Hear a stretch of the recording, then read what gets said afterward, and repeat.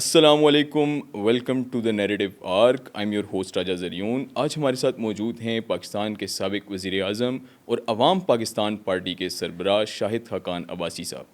سر، سب سے پہلے تو بہت شکریہ، آپ نے وقت دیا. سر، میرا پہلا ہی سوال بجٹ کے حوالے سے. آپ نے پیٹرولیم پرائسنگ کے اوپر تنقید کی. آپ کیا سمجھتے ہیں کیسے یہ بہتر طریقے سے ہینڈل کیا جا سکتا تھا پیٹرولیم پرائسنگ کو خاص طور پہ؟ دیکھیے، پیٹرولیم پرائسنگ جب غیر معمولی حالات ہوں تو اس میں صرف ایک طریقہ رہ جاتا ہے. عام حالات میں بھی یہی طریقہ ہے دنیا میں کہ آپ مارکیٹ پہ چھوڑ دیں اس کو، کہ مارکیٹ کس قیمت پہ خریدتی ہے، کس قیمت پہ بیچتی ہے. تو دنیا میں یہی نظام ہے. ہم ایک پرانا نظام تھا جب پاکستان میں ایک ہی کمپنی ہوا کرتی تھی جو پیٹرولیم امپورٹ کرتی تھی، پی ایس او حکومت کی تھی. اس کی پرائسنگ کا نظام ہم نے رکھا تھا اس زمانے میں، یا سے 50 سال پہلے کی بات ہے. وہ نظام اب نہیں چل سکتا کیونکہ اب تقریباً 50-60 پیٹرولیم کمپنیز ہو گئی ہیں جو امپورٹ کرتی ہیں مختلف قیمتوں پر. تو اس کو بس ڈی ریگولیٹ کر دیں، اور ڈی ریگولیٹ 2018 میں کر دیا گیا تھا. اس وقت صرف پیٹرولیم منسٹری نے کہا تھا کہ ہمیں 5-6 مہینے دیں تاکہ ہم اس نظام کو ٹھیک طرح سے مینیج کر لیں، اس کی کمپنیز کے اندر اس سے بات چیت کر کے جو ان کی تحفظات ہیں دور کر دیں. بہرحال وہ آج 8 سال ہو گئے تو وہ نظام امپلیمنٹ نہیں ہوا. تو جب غیر معمولی حالات ہوتے ہیں تو اور پیچیدہ ہو جاتا ہے پرائسنگ، کیونکہ بہت تیزی سے پرائسنگ بدل رہی ہوتی ہے. تو اس سے اس دفعہ بہت نقصان ہوا ہے کنزیومر کا. حکومت کو فائدہ کم ہوا ہے یا شاید نہیں ہوا ہوگا، لیکن جو صارف ہے اس کا بہت نقصان ہوا ہے. سر، ایک پیٹرولیم کی تو آپ نے بات کی، اسی طرح انرجی کا بھی بحران ہے، بل بڑا اضافہ ہو رہا ہے بلنگ میں. سر، کیا آلٹرنیٹ آپ سجیسٹ کرتے ہیں؟ سولر پاور کی بھی آپ نے بات کی، پھر پیٹرولیم پرائسنگ کے والے سے آپ نے ای ویز کی بات کی. تو آپ کیا سمجھتے ہیں کہ کیا یہ آلٹرنیٹ ہیں اور ابھی ہمیں اسے اڈیپٹ کرنا چاہیے تاکہ آگے فیوچر ہمارا کم سے کم کچھ سیکیور ہو سکے؟ تبدیلیاں آج کریں گے تو کل فائدہ ہوگا. اگر آپ امپلیمنٹ نہیں کریں گے، پالیسی نہیں بنائیں گے، پالیسی بنتی ہے اس کے بعد پرائیویٹ سیکٹر رسپونڈ کرتا ہے، اس میں وقت لگتا ہے. ہم پاکستان میں جو اعداد و شمار ہیں اس کے مطابق کوئی 2.25 کروڑ موٹر سائیکل ہیں. جی. یہ سال کا کوئی 6-6.5 ارب ڈالر کی پیٹرولیم استعمال کرتے ہیں. ٹھیک. دنیا میں آپ دیکھیں تو جو موٹر سائیکل ہے روزمرہ کے استعمال کے لیے وہ ختم ہوتا جا رہا ہے، اور اب اس کو ای وی موٹر سائیکل جو ہیں وہ آ رہے ہیں. جی. جو بیٹری پاور سے چلتے ہیں. جی. چین نے شہری علاقوں میں ختم کر دی ہیں موٹر سائیکل کی. آپ عام موٹر سائیکل لے کر ہی نہیں آ سکتے، صرف ای وی استعمال ہوتا ہے. رائٹ. تو پاکستان میں اگر آپ ای وی موٹر سائیکل لیں ہیں تو سیدھا سیدھا آپ کا یہ 6 ارب ڈالر سے زیادہ کی فیول بچ جائے گا. ضرور مطلب بھی بچ جائے گا، اور آپ کا جو پولوشن ہے یہ بھی بچ جائے گی، اور آپ کے بیلنس پیمنٹس پہ کافی اس کا فرق پڑ جائے گا. تو یہ آج اگر آپ پالیسی بنائیں گے، امپلیمنٹ ہونا شروع ہوگی، 4-5-6 سال میں مکمل طور پہ ای ویز پر لوگ آ جائیں گے. سر، سولر کے والے سے بھی ایسا لگتا ہے کہ حکومت کنفیوژن کا شکار ہے. آپ نے خود ذکر کیا کہ 4 دفعہ پالیسی تبدیل ہوئی. سر، کیا وجہ یہ کیوں مطلب اتنی یہ کنفیوژن ہے؟ کیوں اس کا کوئی پرماننٹ ایک مستقل حل نہیں نکل رہا؟ تو سوچ میں نقص ہے، صلاحیت نہیں ہے حکومت کے اندر بات سمجھنے کی، بات کو امپلیمنٹ کرنے کی. پوری دنیا سولر کو انسینٹیوائز کرتی ہے. جی. ہمارا ہمارا واحد ملک ہے جو ڈس انسینٹیوائز کرتا ہے. ہر وقت طریقے ڈھونڈتے ہیں کہ کس طرح سولر کو عوام نہ لگا سکیں، یا اگر لگانا چاہیں تو زیادہ قیمت ہم ان سے وصول کر لیں ٹیکسز کی شکل میں یا کسی اور طریقے سے. تو بڑا عجیب ہماری سوچ ہے. تو یہ ناکامی ہے ان حکومتوں کی جو آج ہیں ملک کے اندر. رائٹ.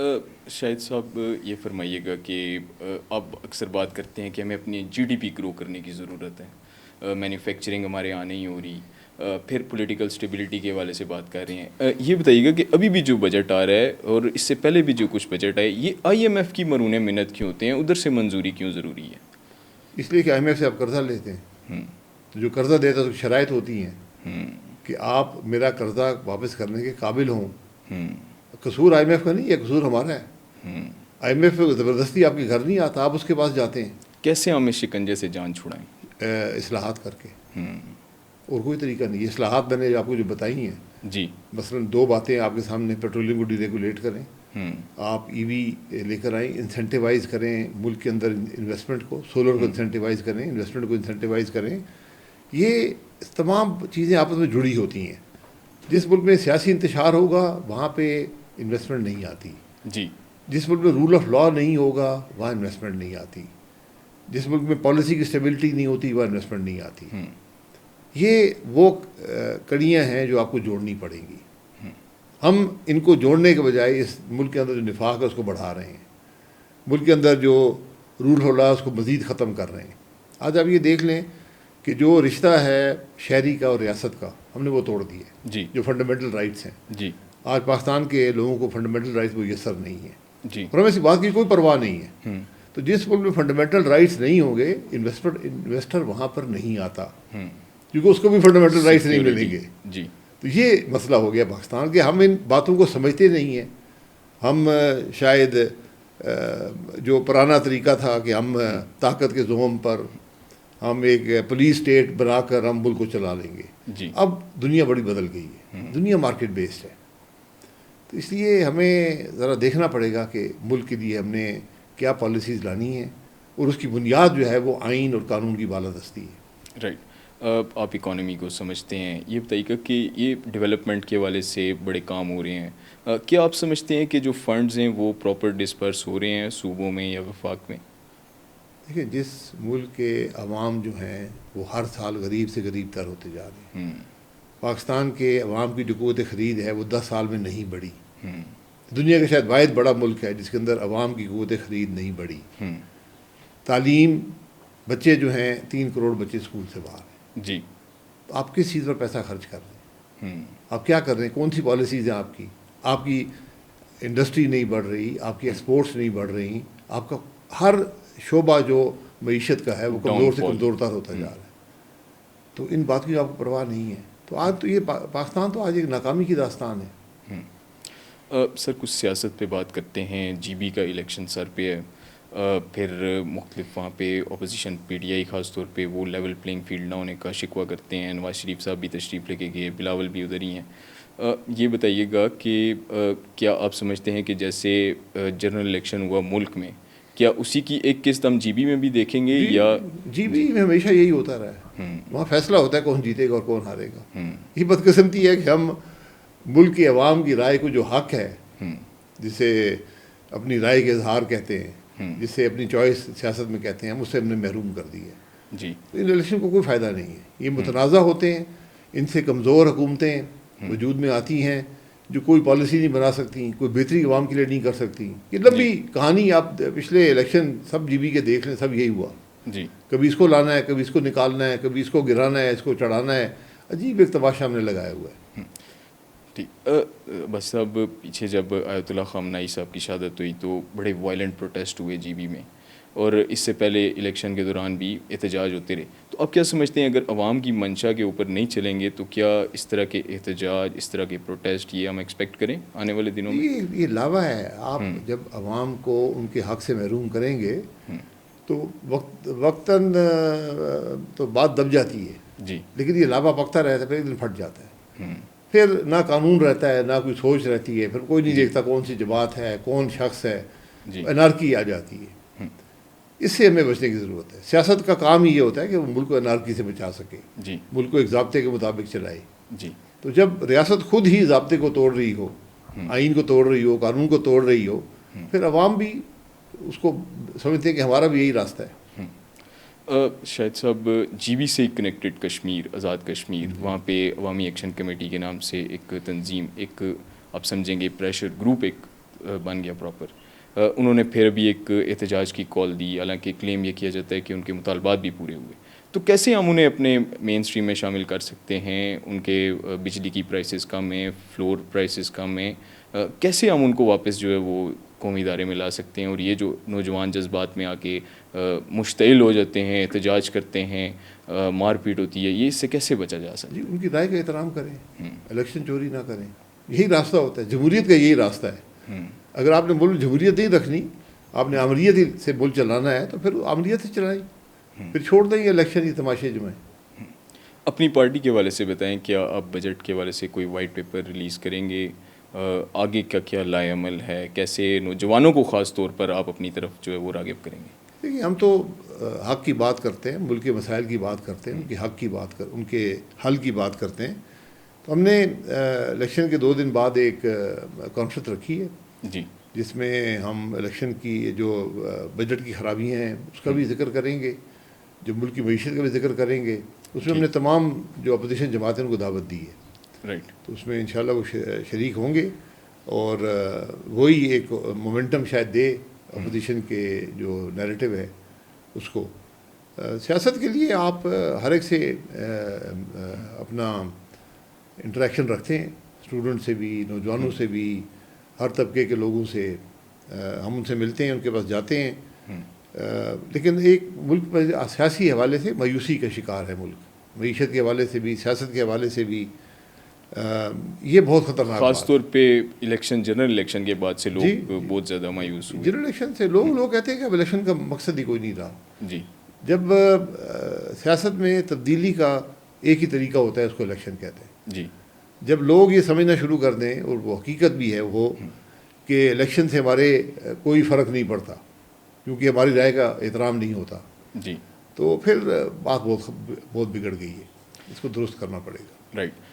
یہ بتائیے گا کہ ڈپلومیٹکلی پاکستان بڑی لائم لائٹ میں رہا، خاص طور پہ مارکا یاک کے بعد، اور پھر جب یہ ایران US اسرائیل کانفلکٹ ہوا تو اس میں ایک میڈیشن کا ہم نے کردار ادا کیا. تو اب کیا سمجھتے ہیں کہ کیسے ہم اس ڈپلومیٹک لائم لائٹ کو کیپٹلائز کر سکتے ہیں اپنی عوام کی بہتری کے لیے، اپنی اکانومی اوپر اٹھانے کے لیے، کیسے یہ ہم کر سکتے ہیں؟ دیکھیے ڈپلومیسی اوپر نیچے ہوتی رہتی ہے. ٹھیک. یہ ڈپلومیسی کو آپ کیسے کنورٹ کرتے ہیں ملک کی بہتری کے لیے، معیشت کی بہتری کے لیے، یہ بڑا چیلنج ہوتا ہے. جی آپ پہلے اپنے گھر کا، اگر آپ کا گھر ہی درست نہ ہو پھر باہر سے آ کے آپ کی کیا مدد کرے گا. ممالک مدد کرنا بھی چاہیں، جی اگر آپ نے ملک کا نظام ہی نہیں درست کیا، یہاں رول آف لا نہ ہو، یہاں پر عوام کی رائے کا احترام نہ ہو، یہاں آپ کی پالیسیز نہ بنا سکیں، آپ کے اندر صلاحیت نہ ہو، کرپشن آسمان کو چھو رہی ہو، تو پھر باہر سے آ کے کیا مدد کرے گا. اگر وہ مدد کرنا چاہے بھی تو ہمیں اپنے گھر کو درست کرنا ہے، اپنے گھر کو مضبوط کرنا ہے، پھر ہم کسی کے پاس جانے کے قابل. اب وہ وقت بدل گیا کہ کوئی آپ کو پیسے دے گا. جی اب بات ہے مارکیٹ کی، کیا بیچنا ہے، کیا خریدنا ہے. جی تو یہ اب آپ کے بیچنے کے لیے کیا، آپ کسی کے پاس جائیں گے، وہ کہہ کہ ٹھیک ہے جی میں آپ سے تعلقات رکھنا چاہتا ہوں، آپ بیچنا کیا چاہتے ہیں جی یا مجھ سے خریدنا کیا چاہتے ہیں. ٹریڈ کیا ہوگا. یہ ساری بات یہ ہے. جی. آخر میں یہ پوچھنا چاہوں گا کہ آپ نے اکثر ریکنسیلیشن کا بھی ذکر کیا.